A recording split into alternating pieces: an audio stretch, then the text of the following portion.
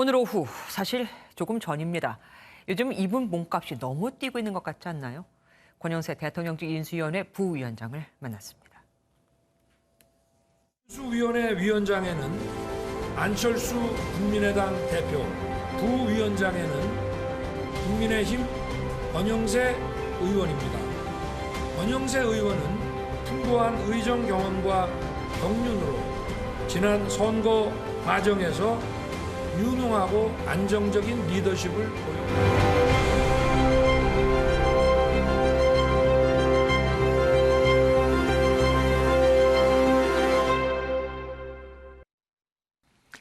어서 오십시오. 와주셔서 네. 고맙습니다. 네. 선거운동 하시면서 언제가 가장 위기였다고 생각하십니까?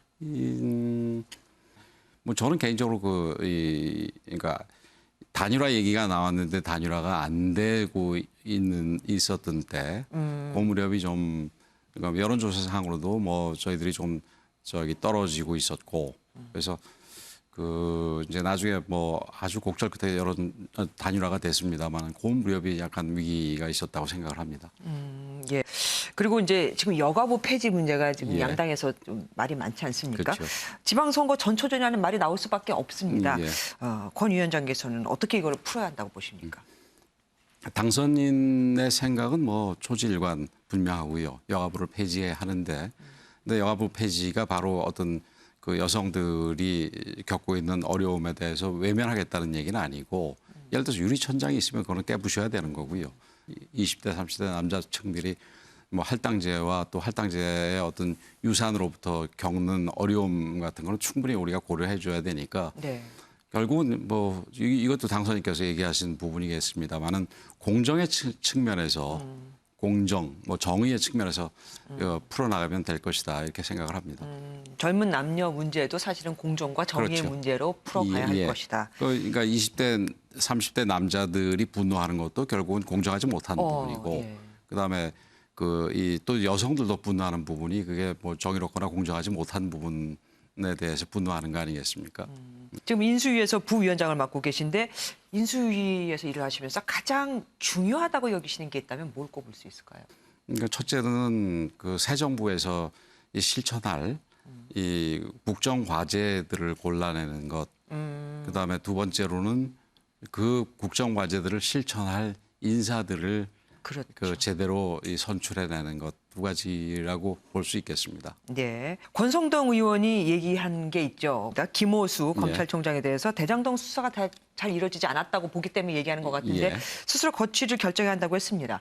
어떻게 생각하십니까? 저는 의견을 하시는지. 아직 시간이 남아 있으니까 정치권에서 지금 뭐 특검 얘기가 계속해서 나오고 있습니다만은 특검이 민주당이 주장하는 약식 특검과 우리 당이 주장하는 제대로 된 특검 차이는 좀 차이가 많이 있습니다. 그래서 쉽게 합의가 되기가 어렵다고 보는 만큼 그 시간 동안에 검찰이 제대로 수사 능력을 보여줘서 객관적이고 중립적이라는 거를 보여준다면은 뭐 권성동 의원이 제기하는 그런 거와 좀 다른 길로 갈 수도 있겠죠. 예. 네. 문재인 정부에서 임명된 공공기관, 공기업 인사들이 있잖아요. 이분들은 어떻게 될까요? 임기를 보장해 줘야 할까요? 아니면은 뭐 일각의 얘기대로 사직서를 다 받은 다음에 재신임을 받아야 할까요? 그게 좀 어려운 부분입니다. 사실은 그 내부에서도 그런 논의가 필요하겠습니다만, 네네. 그에 대한 논의가 필요하겠습니다만은 일반적으로 여기서는 임기가 있는 사람들을 그냥 내쫓는 거는 좀 문제가 있다고 생각을 합니다. 그러나 네.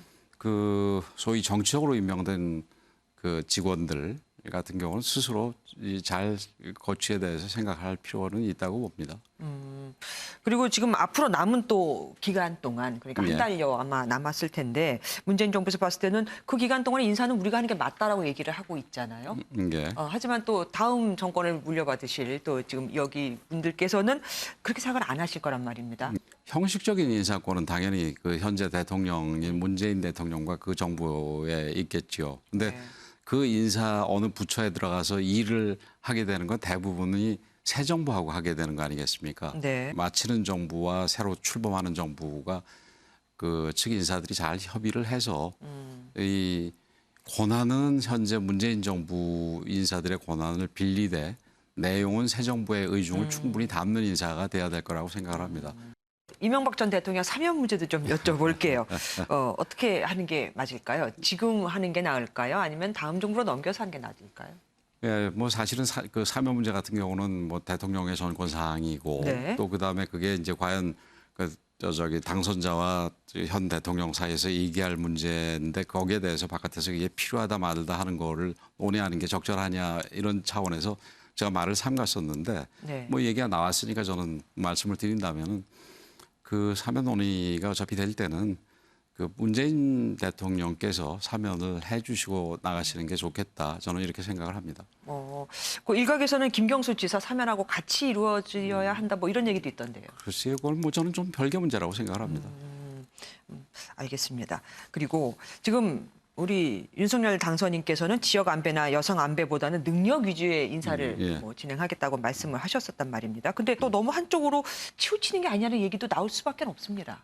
왜 우리가 뭐 성과주의 혹은 능력주의에 대해서 여러 가지 뭐 비판들이 있습니다만은 그게 새롭게 출범하는 뭐 학생들이라든지 취직할 정도의 연배 청년들에게는 능력주의 성과주의를 갖다 강요하는 게 문제가 있다고 보지만 네. 이제 한참 일하는 사람들에 대해서는 철저하게 능력주의로 보는 거가 저는 옳다고 생각을 합니다. 나와주셔서 고맙습니다. 예, 말씀 감사합니다. 고맙습니다.